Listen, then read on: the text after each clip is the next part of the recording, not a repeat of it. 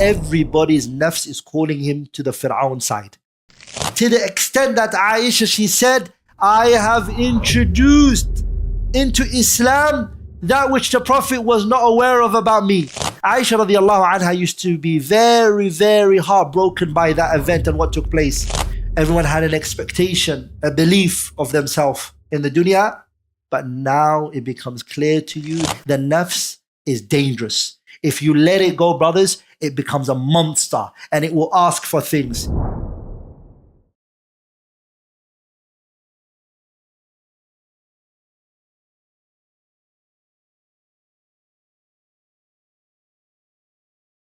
Our mother Aisha radiallahu ta'ala anha, when the Prophet passed away, as you all know, Aisha, our mother, the fitna that happened between the companions. Aisha radiallahu anha wanted to bring good between the companions. That was her aim. She believed that she had influence. Aisha radiallahu anha went, she tried to resolve the issue, but what happened was something that was not pleasing to her later. Aisha radiallahu anha used to be very, very heartbroken by that event and what took place and what unraveled. She even went to Abdullah ibn Umar and she said, Abdullah, why didn't you stop me? Why didn't you stop me from what I did? Our mother Aisha, do you know the sadaqah she used to give?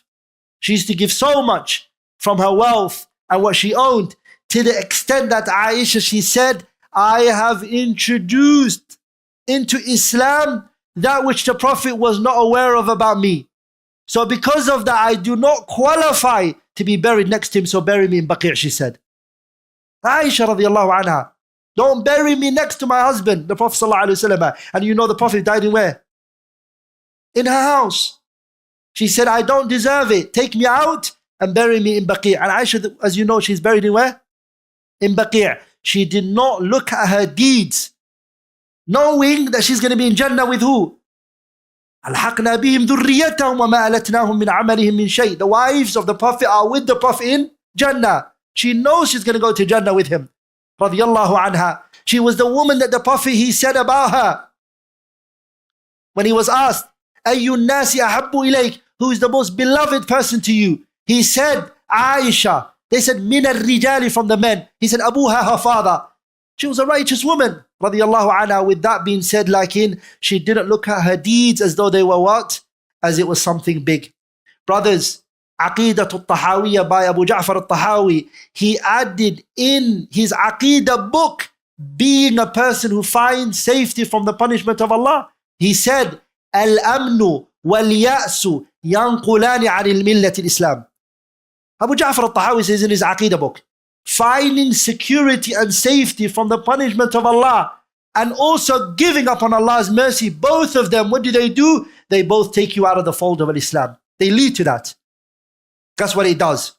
Abdullah ibn Mas'ud, he said, radiyallahu anhu, akbarul kabair, from the major sins is al-ishraku billah. It is to what? Associate partners with Allah. Wal-amnu min makrillah. And it is also al-amnu min makrillah. Ma ma'ana al-amnu min makrillah? It means to be safe from the plans and the plan of Allah subhanahu wa ta'ala. Wal-qunutu min rahmatillah, which is the topic that Sheikh Muhammad Imhamu Hafidhahullah spoke about.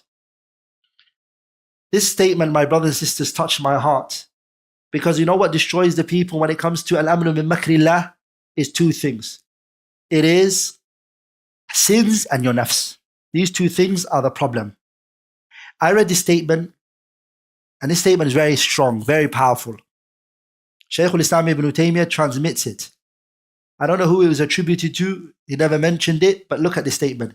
He said, مَا مِن نَفْسٍ إِلَّا وَفِيهَا مَا فِي نَفْسِ فِرْعَوْنَ إِلَّا أَنَّهُ قَدَرَ فَأَظْهَرَ وَغَيْرُهُ عَجَزَ فَأَضْمَرَ. There is no soul except they have what was inside Fir'aun. Everyone. مَا مِن نَفْسٍ, every individual has in them what was in Fir'aun. مَا مِن نَفْسٍ إِلَّا وَفِيهَا مَا فِي نَفْسِ فِرْعَوْنَ. Every nafs is inside them what was in Fir'aun. Except the difference is, إِلَّا أَنَّهُ قَدَرَ فَأَظْهَرَ. He had the ability, so he can show it. وَغَيْرُهُ عَجَزَ فَأَضْمَرَ. And other than him, they couldn't show it, so they conceal it. So the statement of Fir'aun when he said, أَنَا رَبُّكُمُ الْأَعْلَى, I am your supreme Lord. Every single person could possibly be like that. The difference is you're just miskeen, you don't have reached that level and that power to say that. Fir'aun got it, so he was able to bring that side out of him. And that's where Ibn Taymiyyah, he says, everybody's nafs is calling him to the Fir'aun side. إِلَّا مَا رَحِمَ رَبِّي, except those who Allah has mercy upon. This nafs, you have to fight it. وَالنَّفْسُ كَالطِّفْلِ إِن تُهْمِلُهُ شَبَّ عَلَى حُبِّ الرَّضَاعِ وَإِن تُفْطِمْهُ يَنْفَطِمِ. The nafs is dangerous. If you let it go, brothers, it becomes a monster and it will ask for things. Have you not seen people who are taking alcohol and drugs? They're crying and they say, I want to stop this, but can they? They can't stop it. The reason is because the nafs has become too strong for them. Allah subhanahu wa ta'ala, he says in the Quran, this is one of the verses that should terrify anyone. وَبَدَى لَهُمْ, it became clear to them. وَبَدَى لَهُمْ مِنَ اللَّهِ, the day of judgment, it became clear to them. مَا لَمْ يَكُونُوا يَحْتَسِبُونَ, that which they were not expecting.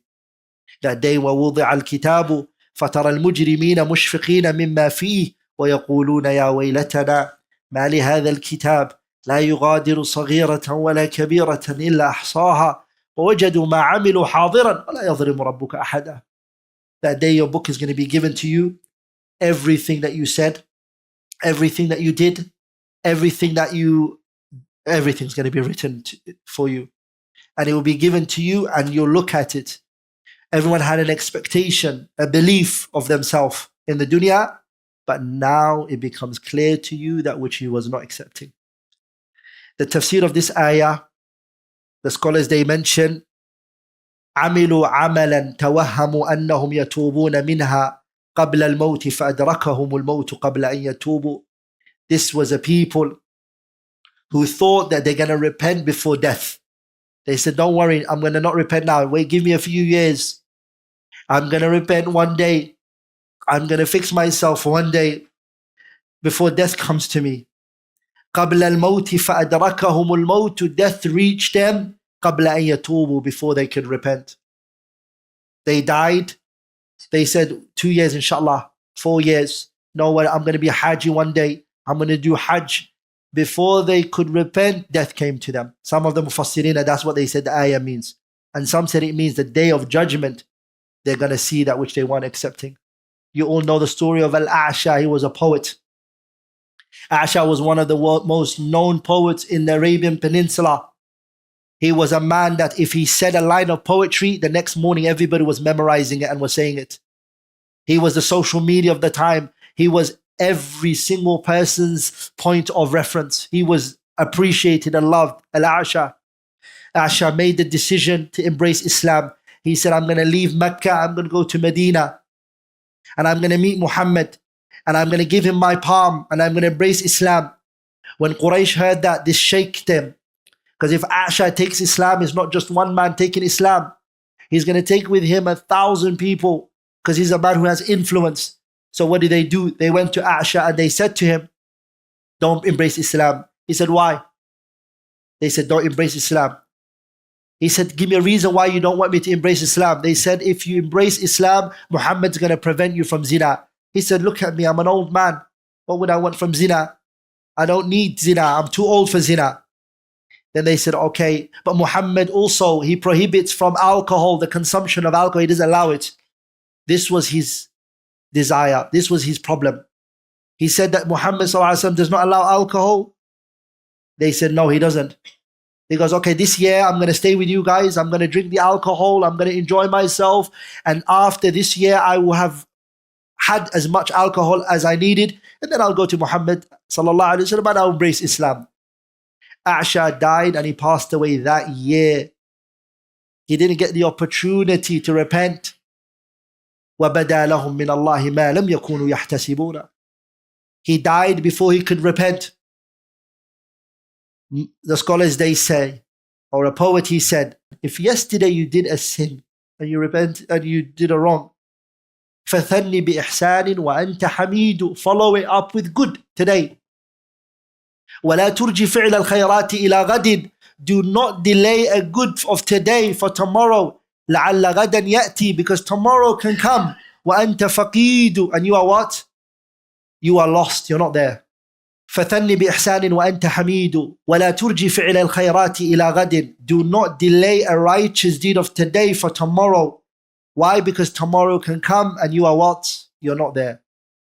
مَا مَضَى فَاتٍ وَالْمُؤَمَّلُ غَيْبٍ وَلَكَ السَّاعَةُ الَّتِي أَنْتَ فِيهَا. What has happened in the past has happened in the past. You can't change that.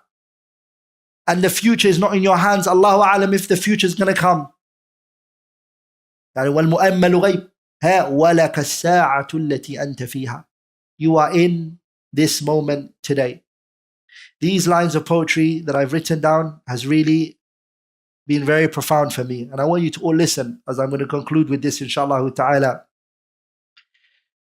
Abu Bakr ibn al-Muqri, he said, تقول مع العصيان ربي غافر صدقت ولكن غافر بالمشيئة وربك رازق كما هو غافر فلم لا تصدق بينهما بالسوية على أنه بالرزق كفل نفسه ولم يتكفل للأنام بجنتي وما زلت تسعى بالذي قد كفيته وتهمل ما كلفته من وظيفتي. Brothers, listen to this.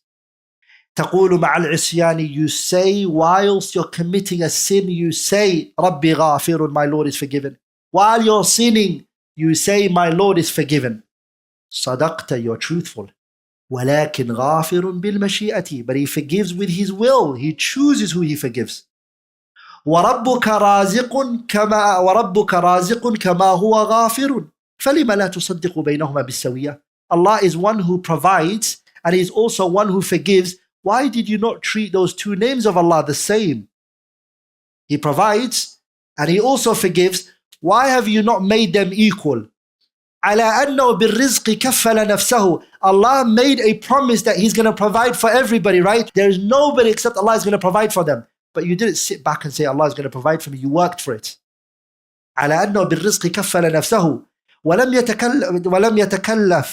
يتكفل بالأنام بجنتي. But He never made a promise that He was going to forgive everybody or take them to Jannah. Do you get what He's trying to say here? For the name Raziq, you work for it, the rizq.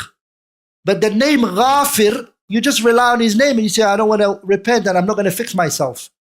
وَمَا زِلْتَ تَسْعَى بِالَّذِي قَدْ كُفِيتَهُ. And here you are striving for the thing that you've been sufficed for. وَتُهْمِلُ مَا كُلِّفْتَهُ مِنْ وَظِيفَتِي. And the one that you have not been promised and you're not being reassured now, you have forsaken that one.